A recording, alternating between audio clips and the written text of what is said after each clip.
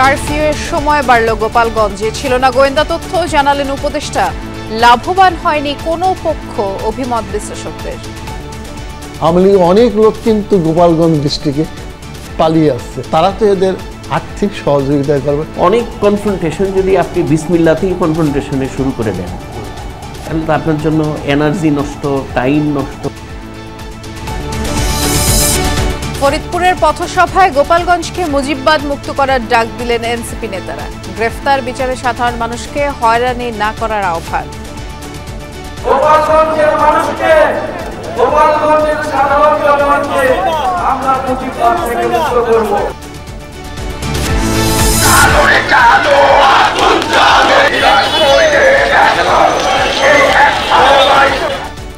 আইন শৃঙ্খলা পরিস্থিতির অবনতি ও তারেক রহমানের নামে কুৎসার প্রতিবাদে যুবদলের মিছিল সমাবেশ। অস্থিরতা কাটাতে দ্রুত নির্বাচনের দাবি। যারা গণ অভ্যুত্থানের শক্তিকে চ্যালেঞ্জ করার সাহস পাচ্ছে, তারা কারা এবং কেন? সরকারের নির্লিপ্ততা এবং আইন শৃঙ্খলা পরিস্থিতি নিয়ন্ত্রণে তাদের ব্যর্থতা।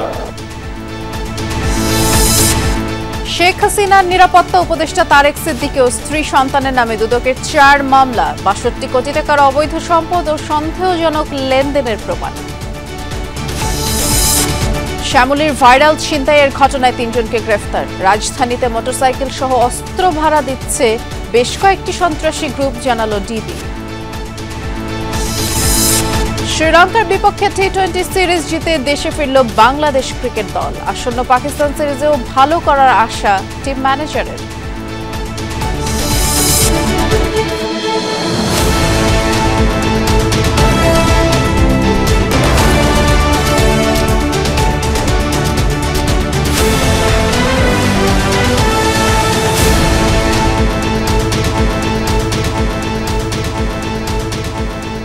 শুভেচ্ছা, আমন্ত্রণ সন্ধ্যার বাংলাদেশে। নুসরাত বৃষ্টির সাথে আছি। শিরোনামগুলো শুনছিলেন। এনসিপির পথসভাকে কেন্দ্র করে বুধবার দিনভর সংঘর্ষ আর প্রাণহানির ঘটনায় থমথমে গোপালগঞ্জ। গতরাতে শুরু হওয়া কারফিউ আবারও বাড়িয়েছে আইন শৃঙ্খলা বাহিনী। আগামীকাল বেলা 11টা থেকে দুপুর 2টা পর্যন্ত বিরতি দিয়ে এই কারফিউ চলবে অনির্দিষ্টকালের জন্য।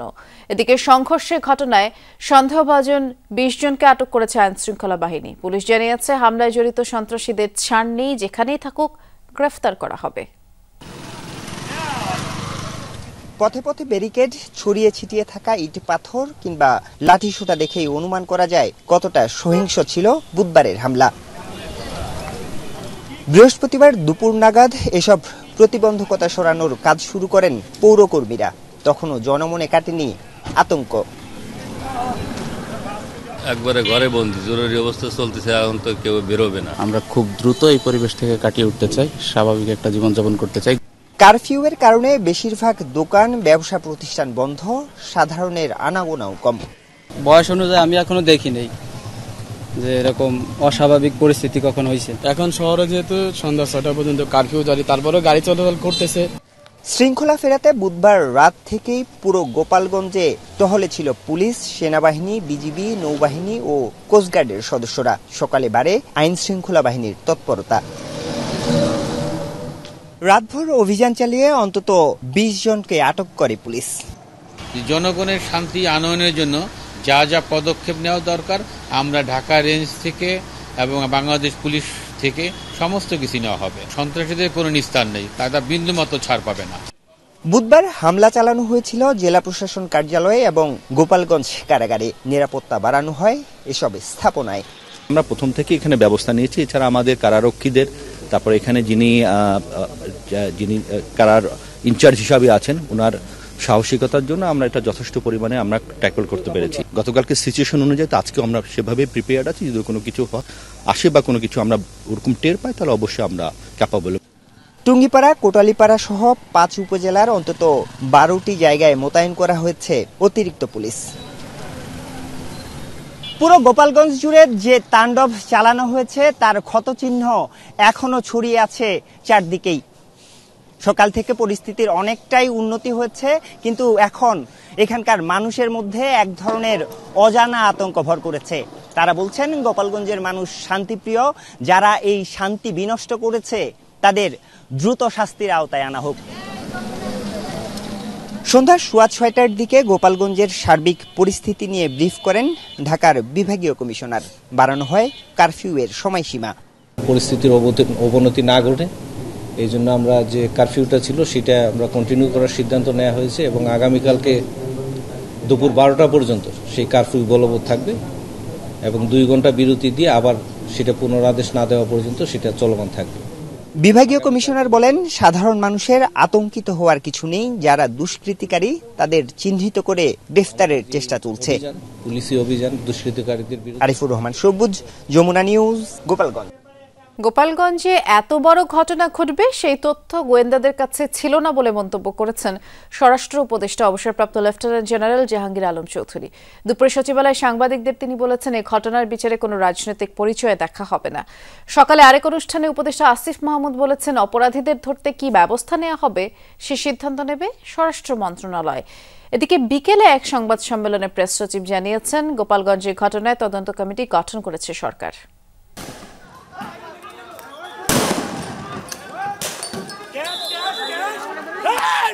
দেশের 64 জেলায় কর্মসূচির অংশ হিসেবে বুধবার গোপালগঞ্জে সমাবেশ করে জাতীয় নাগরিক পার্টি। দুপুরে কর্মসূচি শেষে ফেরার মুখে গাড়িবহরে হামলা করে নিষিদ্ধ আওয়ামী লীগ ও সহযোগী সংগঠনের নেতাকর্মীরা। কারাগার সহ আক্রান্ত হয় সরকারি স্থাপনাও। পরিস্থিতি নিয়ন্ত্রণে আনতে পুলিশের পাশাপাশি মাঠে নামে সেনাবাহিনী। সংঘর্ষে প্রাণ হারান 4 জন, আইনশৃঙ্খলা বাহিনীর বেশ কিছু সদস্য সহ আহত হন অনেকে। সচিবালয়ে এ বিষয়ে সাংবাদিকদের প্রশ্নের মুখোমুখি হন স্বরাষ্ট্র উপদেষ্টা অবসরপ্রাপ্ত লেফটেন্যান্ট জেনারেল জাহাঙ্গীর আলম চৌধুরী। তিনি বলেন, গোপালগঞ্জে সহিংসতার ঘটনার গোয়েন্দা তথ্য ছিল না। আশ্বাস দেন জড়িত সবাইকে বিচারের আওতায় আনার। গোপালগঞ্জের এখন যে পরিস্থিতি মোটামুটি নরমাল। গোয়েন্দাদের তো তথ্য ছিল, বাট এত পরিমাণ যে হবে ওই তথ্যটা হয়তো ছিল না। ভবিষ্যতে যেন এই ধরনের ঘটনা না ঘটে এই জন্য সব ধরনের প্রিকশন নেওয়া হবে। যারা অন্যায় করছে তারা গ্রেপ্তার হবে, তারে কোনো ছাড় দেওয়ার প্রশ্নই ওঠে না। গোপালগঞ্জের ঘটনাকে দুঃখজনক মন্তব্য করেছেন শ্রম, কর্মসংস্থান ও যুব উপদেষ্টা আসিফ মাহমুদ সজীব ভুইয়া। বিডা ও ইউএনডিপির কর্মশালায় তিনি বলেছেন, আইন শৃঙ্খলা বাহিনীর ভূমিকা নিয়ে প্রশ্ন নেই। সারা দেশ থেকে বিভিন্ন সন্ত্রাসীরা সেখানে গিয়ে আশ্রয় নিয়েছে এবং গতকালকে একটা নেকারজনক ঘটনা সেখানে ঘটেছে। আমি যতটুকু দেখেছি ভালো ভূমিকা পালন করেছে এবং তারা সফলভাবে সেখান থেকে প্রত্যেককে ইভাকুয়েট করতে পেরেছে। এদিকে ফরেন সার্ভিস একাডেমিতে সংবাদ সম্মেলন করে প্রধান উপদেষ্টার প্রেস উইং। প্রেস সচিব শফিকুল আলম জানান, সহিংসতার ঘটনা তদন্তে সরকার 3 সদস্য বিশিষ্ট একটি কমিটি গঠন করেছে। প্রোব কমিটি করা হয়েছে সিনিয়র সেক্রেটারি হোম মিনিস্ট্রির নেতৃত্বে, এছাড়া ল মিনিস্ট্রি এবং পাবলিক অ্যাডমিনিস্ট্রেশন মিনিস্ট্রি থেকে 2 জন অ্যাডিশনাল সেক্রেটারি থাকবেন। কমিটিকে পূর্ণাঙ্গ তদন্ত পরিচালনা করে 2 সপ্তাহের মধ্যে প্রধান উপদেষ্টার কার্যালয়ে প্রতিবেদন জমা দেওয়ার নির্দেশ দেওয়া হয়েছে। এরা 3 জন 14 দিন তাদেরকে দেওয়া হয়েছে ইনভেস্টিগেট করে তাদের রিপোর্টটা চিফ অ্যাডভাইজারের অফিসে সাবমিট করবেন। তানভীর মৌসুম, যমুনা নিউজ, ঢাকা। গোপালগঞ্জের জেলাবাসীকে মুজিববাদ থেকে মুক্ত করার ডাক দিয়েছেন জাতীয় নাগরিক পার্টির আহ্বায়ক নাহিদ ইসলাম। ফরিদপুরের পথসভায় নাহিদ আরও বলেন, গোপালগঞ্জে হামলার ঘটনায় বিচার বহির্ভূতভাবে 4 জন মারা গেছে। এনসিপি সন্ত্রাসীদের মানবাধিকারেও বিশ্বাসী এবং গ্রেফতার ও প্রচলিত আইনেই অপরাধীদের শাস্তি চান তারা। পরে রাজবাড়ীতেও পথসভা করে দলটি। গোপালগঞ্জে সমাবেশে হামলার পর জুলাই পদযাত্রা নিয়ে দেখা দেয় উদ্বেগ, উৎকণ্ঠা। তবে সবকিছু ছাপিয়ে ফরিদপুর সার্কিট হাউসে জড়ো হতে থাকেন এনসিপির নেতাকর্মীরা। পদযাত্রা নিয়ে জনতা ব্যাংক মোড়ে যায় জাতীয় নাগরিক পার্টি। পথসভায় গোপালগঞ্জকে মুজিববাদ থেকে মুক্ত করার ডাক দেন দলটির আহ্বায়ক নাহিদ ইসলাম। তবে সমাবেশে হামলার বিচার করতে গিয়ে সাধারণ মানুষ যেন হয়রানির শিকার না হয় সে বিষয়ে জোর দেন তিনি।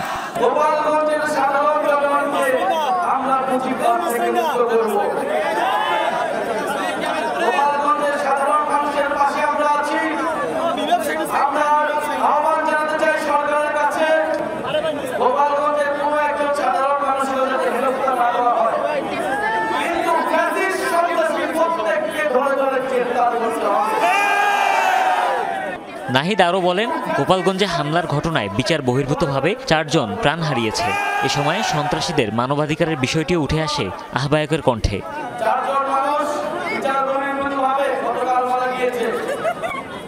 আমরা 5ই আগস্টের পরে বলেছিলাম সন্ত্রাসীদের মানবাধিকারে আমরা বিশ্বাস করি।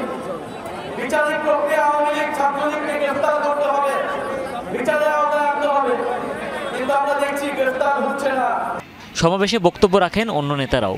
বলেন, যে আওয়ামী লীগ ডামি নির্বাচন করে গণতন্ত্রকে হত্যা করেছে, রাজনৈতিক ধারায় তারা সুযোগ পেতে পারে না।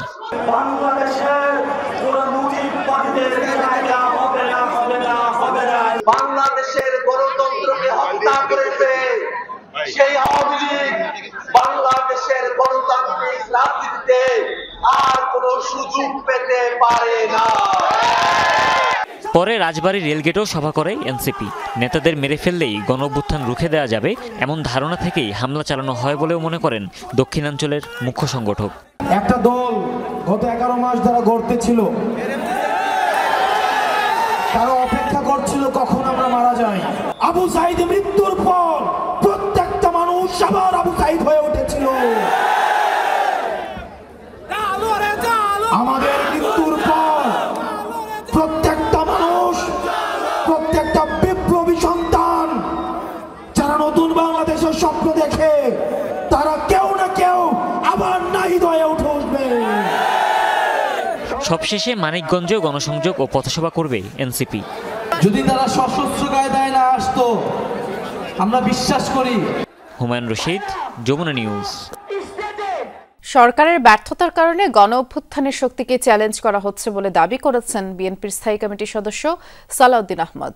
বলেছেন, আবেগতাড়িত হয়ে অপরিকল্পিতভাবে রাজনৈতিক কর্মসূচি গ্রহণের কারণে গোপালগঞ্জে হামলার মুখে পড়েছে এনসিপি। যুবদলের বিক্ষোভ মিছিলে অংশ নিয়ে বিএনপির এই নেতা বলেছেন, পরিকল্পিতভাবে ইস্যু সৃষ্টি করে বিএনপিকে কলঙ্কিত করার অপচেষ্টা হচ্ছে। নির্বাচন বানচালের চেষ্টাকারীরা যেন সরকারের প্রশ্রয় না পায় সে আহ্বানও জানিয়েছেন তিনি। এবার যুবদলের বিক্ষোভ মিছিল। আইনশৃঙ্খলা পরিস্থিতির অবনতিতে উদ্বেগ জানিয়ে ঢাকায় যুবদল আয়োজিত এই মিছিলে অংশ নেন মহানগরের বিভিন্ন থানা ও ওয়ার্ডের নেতাকর্মীরা। মিছিলের স্লোগান আর ফেস্টুনে দীর্ঘদিনের মিত্র জামায়াত ইসলামের সঙ্গে বিএনপির দূরত্ব স্পষ্ট হয়। বিপুল সংখ্যক নেতাকর্মীর অংশগ্রহণে বিকেল 4:30টার দিকে শুরু হয় দীর্ঘ এই বিক্ষোভ মিছিল। নয়াপল্টন থেকে নাইটিঙ্গেল মোড়, বিজয়নগর, পল্টন, প্রেস ক্লাব, মৎস্য ভবন হয়ে শাহবাগে গিয়ে শেষ হয় যুবদলের মিছিল। মিছিল পূর্ব সমাবেশে নেতারা মব তৈরি করে আইনশৃঙ্খলা পরিস্থিতি অবনতির নিন্দা জানান। সাথে যুক্ত হয়েছে ধর্মান্ধ গোষ্ঠী, তারা নতুন করে ষড়যন্ত্র শুরু করেছে। ভদ্রতাকে যদি আপনারা দুর্বলতা মনে করেন, তাহলে আগামী দিনে কঠোর প্রত্যুত্তরী হবে বাংলাদেশের রাজনীতির ভবিতব্য। মব তৈরি করে আমাদের নেতার বিরুদ্ধে মিথ্যা অশ্রাব্য ভাষায় স্লোগান দিয়েছে। আমরা তাদেরকে চিহ্নিত করে অবিলম্বে গ্রেপ্তার করার জন্য আমরা স্বরাষ্ট্র উপদেষ্টার কাছে দাবি জানাই। প্রধান অতিথির বক্তব্যে বিএনপির স্থায়ী কমিটির সদস্য সালাউদ্দিন আহমদ বলেন, ডেমোক্রেসির বদলে মবক্রেসির রাজত্ব চলছে এখন। বিভিন্নভাবে পরিকল্পিতভাবে ইস্যু সৃষ্টি করে সেই ইস্যুর মধ্য দিয়ে বাংলাদেশ জাতীয়তাবাদী দলকে কলঙ্কিত করার একটি অপচেষ্টা লক্ষ্য করা যাচ্ছে। লন্ডন বৈঠকের পর ফেব্রুয়ারিতে প্রতিশ্রুত জাতীয় নির্বাচনের জন্য সরকারের উদ্যোগ যথেষ্ট নয় বলে মনে করে বিএনপি। নির্বাচন আয়োজনে কমিশনকে যথাযথ প্রক্রিয়ায় নির্দেশনা দিতে প্রধান উপদেষ্টার প্রতি আহ্বান জানান সালাউদ্দিন আহমদ। নির্বাচনকে বানচাল করার জন্য, সুপরিকল্পিতভাবে নির্বাচনকে বিলম্বিত করার জন্য যারা চেষ্টা করছে, তারা যেন আশ্রয় প্রশ্রয় না পায়, যেন জনগণের মনে কোনো প্রশ্নের উদ্বেগ না হয় যে সরকার একটি নির্দিষ্ট দলকে বোধহয় সুবিধা দেওয়ার জন্য কোনোভাবে চেষ্টা চালাচ্ছে। গোপালগঞ্জে এনসিপির উপর হামলার নিন্দা জানালেও বিএনপির এই নেতা নতুন দলের রাজনৈতিক অভিজ্ঞতা নিয়ে প্রশ্ন তোলেন। তারা অনেক আবেগতাড়িত হয়ে অপরিকল্পিতভাবে এমন সব রাজনৈতিক কর্মসূচি দিচ্ছে, সেই রাজনৈতিক কর্মসূচির কারণে আজকে সারা বাংলাদেশ অবলোকন করল জাতির যারা গণ অভ্যুত্থানের অগ্রসেনানী, তাদের উপরে পতিত ফ্যাসিবাদী শক্তি হামলে করছে। গণতান্ত্রিক শক্তিগুলোর মধ্যে ফাটল সৃষ্টি হলে ফ্যাসিবাদী শক্তি সুযোগ পাবে উল্লেখ করে জাতীয় ঐক্য অক্ষুণ্ণ রাখার আহ্বান জানান নেতারা। বিপুল সংখ্যক নেতাকর্মীর সমাগমে ঢাকায় যুবদলের এই বিক্ষোভ মিছিলের মতো কয়েকদিনের ব্যবধানে বেশ কয়েকটি দীর্ঘ মিছিল করেছে বিএনপির অঙ্গ সংগঠনগুলো, যে কর্মসূচি থেকে বিএনপিকে জড়িয়ে পরিকল্পিত ঘটনায় পরিকল্পিত মিথ্যাচারের অভিযোগ তুলছেন নেতাকর্মীরা। বলছেন দলের শীর্ষ নেতৃত্বের বিরুদ্ধে রাজনৈতিক শিষ্টাচার বহির্ভূত বক্তব্যের মধ্য দিয়ে কেবল রাজনৈতিক স্থিতিশীলতার পরিবেশই নষ্ট হচ্ছে না, বরং প্রতিশ্রুত সময়ে আগামী জাতীয় নির্বাচন আর গণতান্ত্রিক যাত্রাও ব্যাহত হতে পারে। সাইফুদ্দিন রবিন, যমুনা নিউজ, ঢাকা। আইন শৃঙ্খলা পরিস্থিতির অবনতির অভিযোগে জেলায় জেলায় বিক্ষোভ মিছিল করেছে যুবদল। কর্মসূচিতে নেতাকর্মীরা অভিযোগ করেন, গোটা জাতি যখন নির্বাচনের জন্য অপেক্ষা করছে তখন কেউ কেউ তা পেছানোর অপচেষ্টা করছে। অপপ্রচার চালানো হচ্ছে বিএনপি বিরুদ্ধে। রাজপথে থেকে সব ষড়যন্ত্র রুখে দেওয়ার প্রত্যয় জানান যুবদল নেতারা। বরিশাল সদর রোডে বিএনপি কার্যালয়ের সামনে থেকে বিক্ষোভ মিছিল বের করে মহানগর যুবদল। এতে অংশ নেন বিভিন্ন ইউনিটের নেতাকর্মীরা। বিভিন্ন সড়ক ঘুরে পুনরায় সদর রোডে গিয়ে শেষ হয় মিছিলটি। নগরীতে আলাদাভাবে মিছিল করে জেলা যুবদল।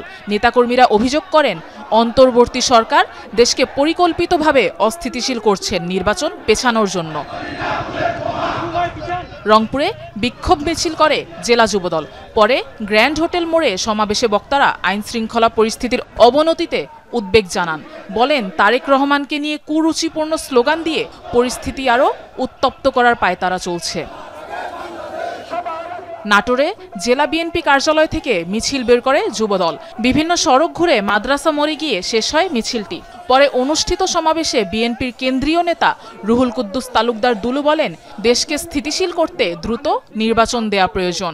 যতক্ষণ পর্যন্ত নির্বাচিত সরকার দেশের ক্ষমতা না আসবে ততক্ষণ পর্যন্ত এই অস্থিরতা দূর হবে না। নারায়ণগঞ্জে বিক্ষোভ মিছিল ও সমাবেশে অংশ নেন যুবদলের বিভিন্ন ইউনিটের নেতাকর্মীরা। তারা বলেন, যারা নির্বাচনে জিততে পারবে না তারাই তারেক রহমানের বিরুদ্ধে ষড়যন্ত্রে লিপ্ত। অপপ্রচারকারীদের রাজপথেই মোকাবেলার ঘোষণা দেন তারা। সাভারে নবীনগর চন্দ্রা মহাসড়কে বিক্ষোভ করেন ঢাকা জেলা যুবদল। পরে জাতীয় স্মৃতিসৌধের সামনে অনুষ্ঠিত হয় সংক্ষিপ্ত সমাবেশ।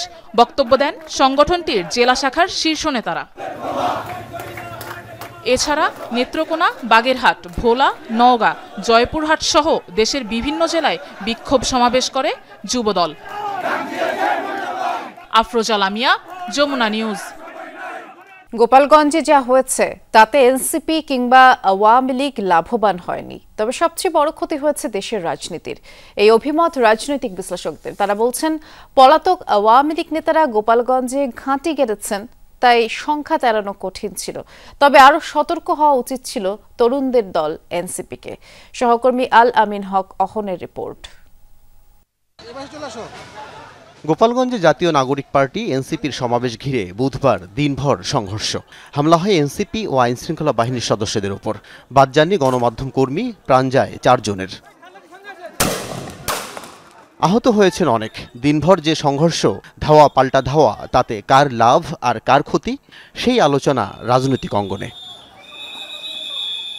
তারা যদি শেষ দিনের শেষে এই জিনিসটা তারা যদি ফিল না করেন যে আমাদের কাজের, আমাদের কর্মকাণ্ডের কারণে মানুষের জীবন তা একেবারেই মূল্যহীন হয়ে যাচ্ছে। রাজনীতি আমাদেরকে দিনের শেষে যদি এই জায়গায় নিয়ে যায়, তাহলে এই রাজনীতি কেউ করবে না। তো চোর বাটপার সাদাবাজরাই এই রাজনীতি করবে। প্রশ্ন উঠেছে, গোপালগঞ্জে আওয়ামী লীগ ও নিষিদ্ধ ছাত্রলীগ এত বেপরোয়া হলো কেন? রাজনৈতিকভাবে লাভবান হওয়া নাকি প্রতিশোধ নিতে মরিয়া হয়ে ওঠেন তারা?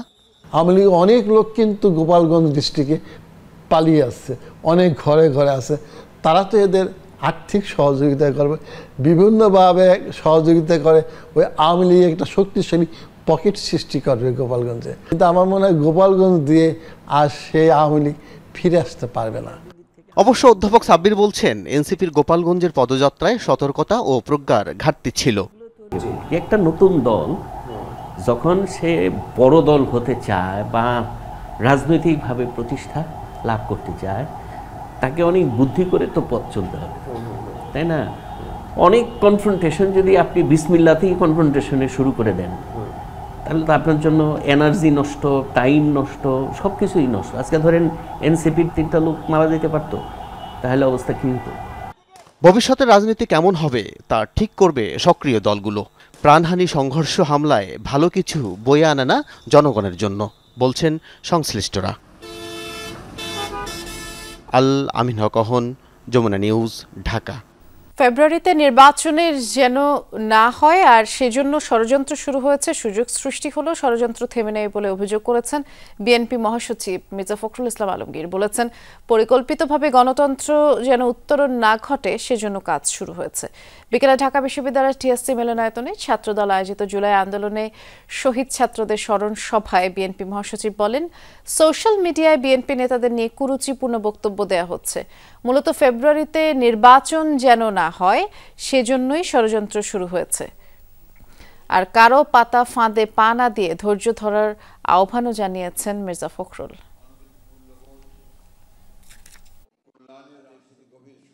গণতন্ত্র যেন উত্তরণ না ঘটে তার জন্য কাজ শুরু হয়েছে। সোশ্যাল মিডিয়াতে বিভিন্নভাবে কাজ করা হচ্ছে, নেতাদের বিরুদ্ধে কথা বলা হচ্ছে। এমনকি আমার নেতা তারেক রহমান সম্পর্কে অশ্লীল অশ্রাব্য ভাষায় কথা বলা হচ্ছে। এটা কেন করা হচ্ছে? ভয় পেয়ে। তারা ভয় পেয়েছে যে তারেক রহমান তো জাতীয় নেতা হিসেবে ও অলরেডি প্রতিষ্ঠিত হয়ে গেছে, সুতরাং তিনি যদি আসেন তাহলে তারা যাবে কোথায়? গোপালগঞ্জে জুলাই যোদ্ধাদের উপরে হামলার প্রতিবাদে বিক্ষোভ মিছিল ও সমাবেশ করে বাংলাদেশ জামায়াত ইসলামী ঢাকা মহানগরী উত্তর ও দক্ষিণের নেতাকর্মীরা।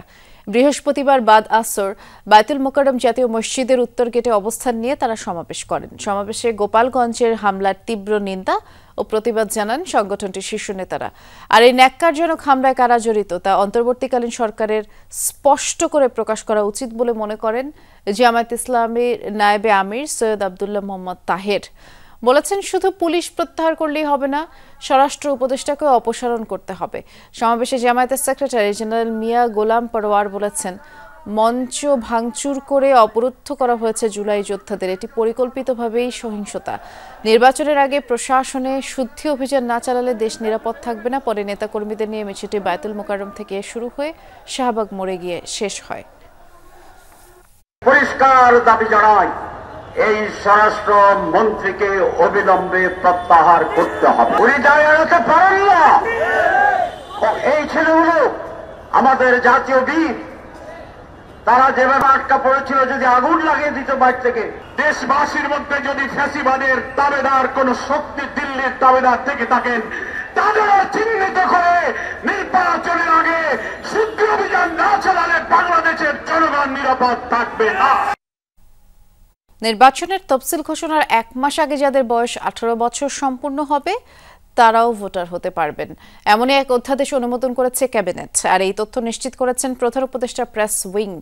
রাজধানীর ফরেন সার্ভিস একাডেমিতে সংবাদ সম্মেলনে বলা হয়, আগে শুধুমাত্র ডিসেম্বরে 18 বছর সম্পন্ন হয় তাদেরকে জানুয়ারিতে প্রকাশিত তালিকায় আনা হতো।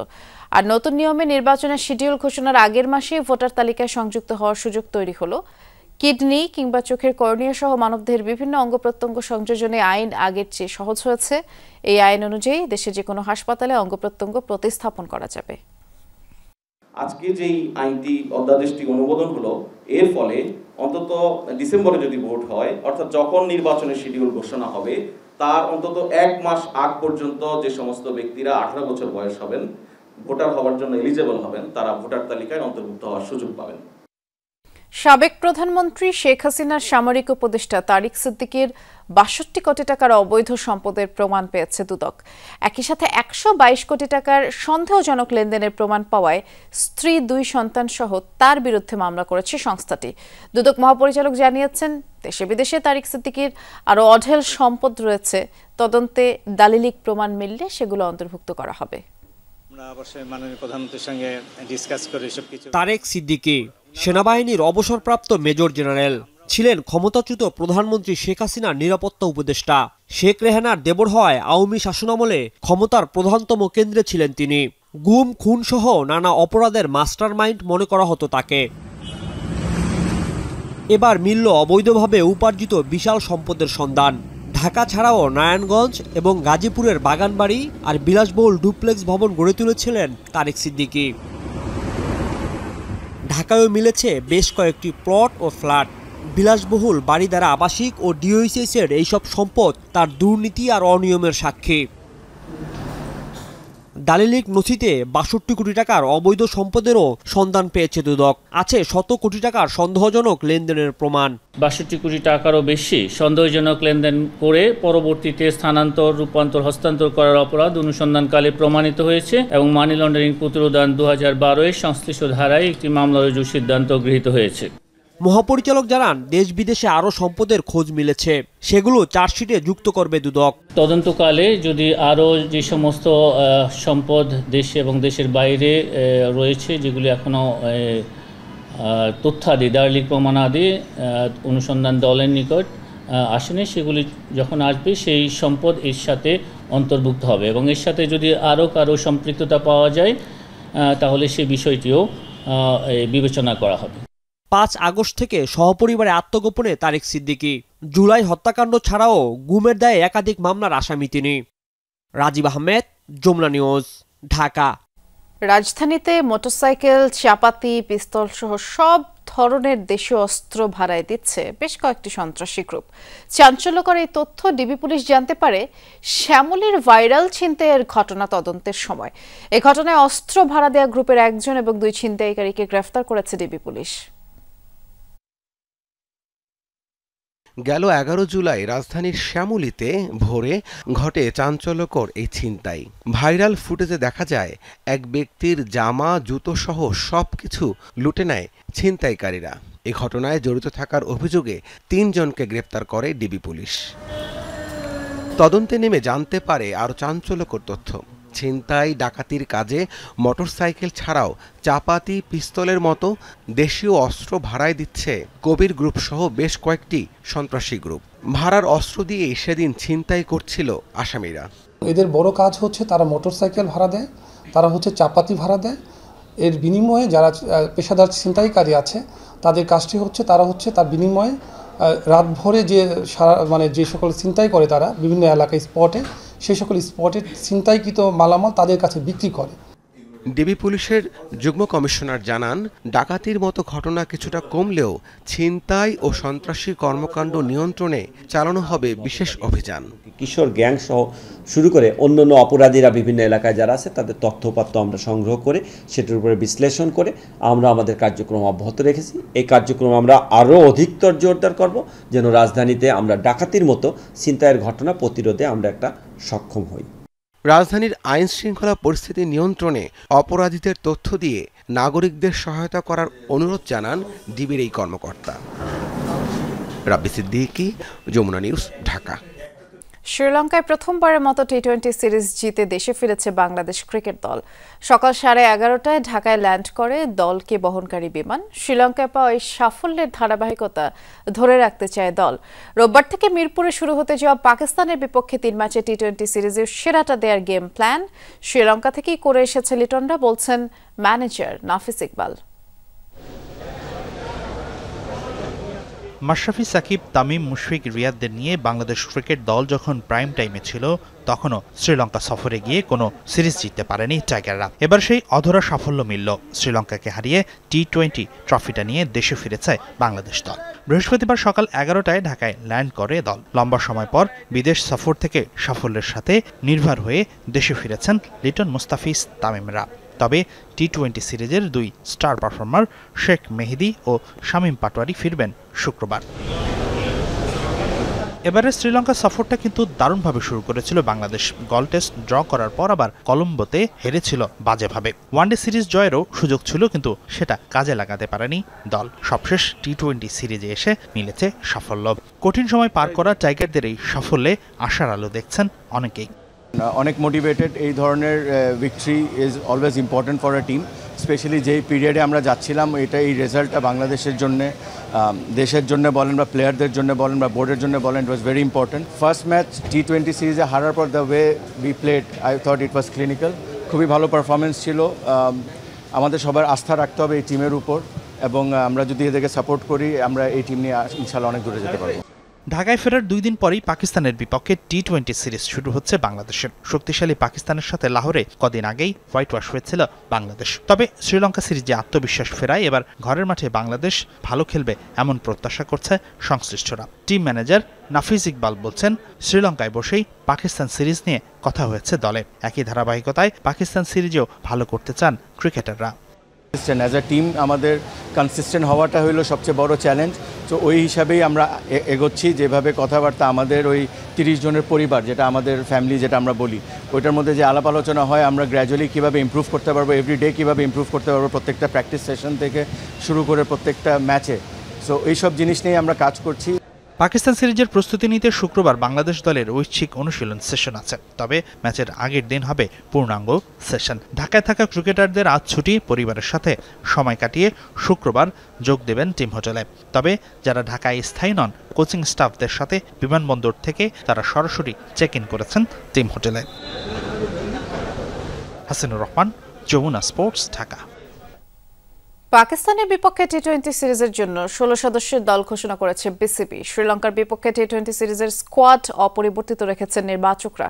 অধিনায়ক লিটন দাসের পাশাপাশি 16 সদস্যের দলে আছেন তানজিদ তামিম, পারভেজ ইমন, নাইম শেখ, তাওহিদ হৃদয়, জাকির আলী, অনিক, শামীম হোসেন পাটোয়ারি, শেখ মেহেদি, রিশাদ হোসেন, মেহেদি হাসান মিরাজ, নাসুম আহমেদ, তাসকিন আহমেদ, মোস্তাফিজুর রহমান, শরীফুল ইসলাম, তানজিম সাকিব, মোহাম্মদ সাইফুদ্দিন। পাকিস্তানের বিপক্ষে 3 ম্যাচে টি-20 সিরিজ শুরু হবে 20 জুলাই রোববার। এরপর 22 ও 24 জুলাই সিরিজের শেষ 2 ম্যাচ অনুষ্ঠিত হবে। সবগুলো ম্যাচই হবে মিরপুরের হোম অফ ক্রিকেটে। অস্ত্র তৈরির পর সেটির কার্যকারিতা পরীক্ষা করছিলেন।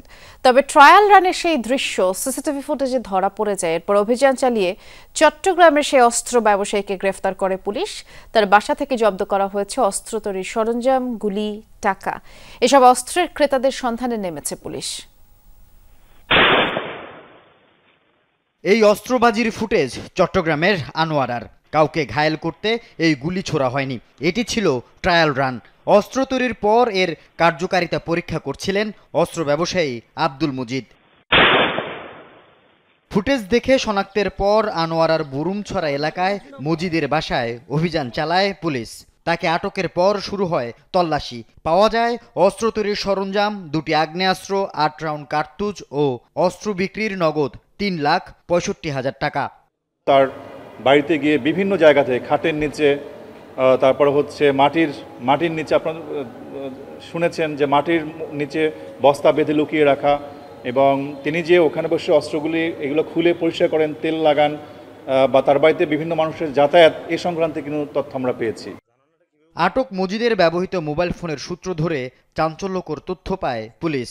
শুধু দেশীয় অস্ত্র তৈরি এবং বিক্রিই নয়, 9mm 7.62 সহ বিদেশি পিস্তলও বিক্রি করতেন তিনি। আর যে মোবাইলে আমরা প্রায় 20 থেকে 25টি অস্ত্রের ছবি দেখেছি। বিদেশি অস্ত্রগুলো বিশেষ করে 9mm, তারপর আপনারা দেখতে পাচ্ছেন যে একটি তুর্কিমেনিস্তানের একটি 1 শুটার গান, এরকম আরও অনেক ধরনের একনলা বন্দুক, বড় ধরনের রাইফেল, সেগুলো তার কাছে আমরা ছবি দেখেছি। জেলা পুলিশের দাবি 3 বছর ধরে অস্ত্র ও মাদক বিক্রির সাথে জড়িত মুজিদ। কোথা থেকে কিভাবে সরঞ্জাম সংগ্রহ করে অস্ত্র বানাতো এবং এসব অস্ত্রের ক্রেতা কারা, সে ব্যাপারেও তদন্তে নেমেছে আইন শৃঙ্খলা রক্ষাকারী বাহিনী।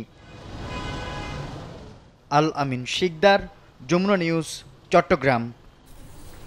দ্রুজ গোষ্ঠীকে রক্ষার অজুহাতে সিরিয়ার রাজধানীতে ব্যাপক হামলা চালিয়েছে ইসরায়েল। টার্গেট করেছে দামেস্কের একাধিক স্পর্শকাতর স্থাপনা।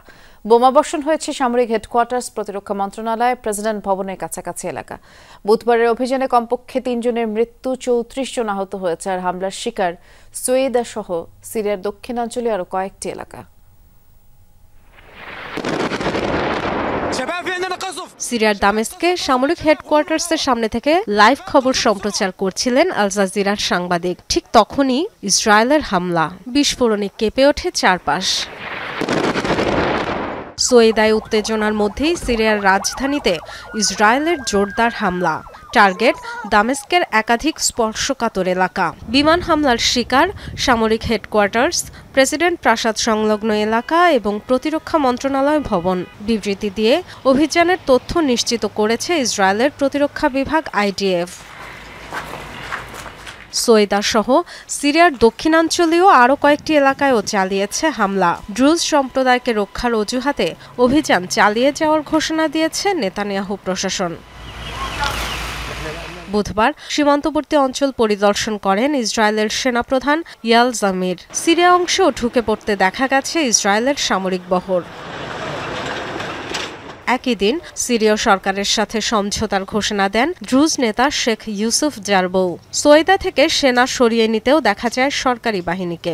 ড্রুজ, বেদুইন ও সরকারি বাহিনীর ত্রিমুখী লড়াইয়ে উত্তপ্ত অঞ্চলটিতে যুদ্ধবিরতি কার্যকরে রাজি হয়েছে বিবদমান পক্ষগুলো, এমন দাবি করে যুক্তরাষ্ট্রও। সোয়েদায় ড্রুজ ও বেদুইন গোষ্ঠীর পরস্পরের বিরুদ্ধে অপহরণের অভিযোগের জেরে শুরু হওয়া সংঘাতে পরবর্তীতে জড়িয়ে পড়ে সরকারি বাহিনী। অঞ্চলটিতে 5 দিনের সংঘাতে এ পর্যন্ত 3 শতাধিক মানুষের মৃত্যু হয়েছে। ডরথি তাস্ট্রিন, যমুনা নিউজ। এ ছিল আজকে সন্ধ্যার বাংলাদেশের আয়োজনে। সাথে থাকার জন্য ধন্যবাদ। নিরাপদে থাকবেন।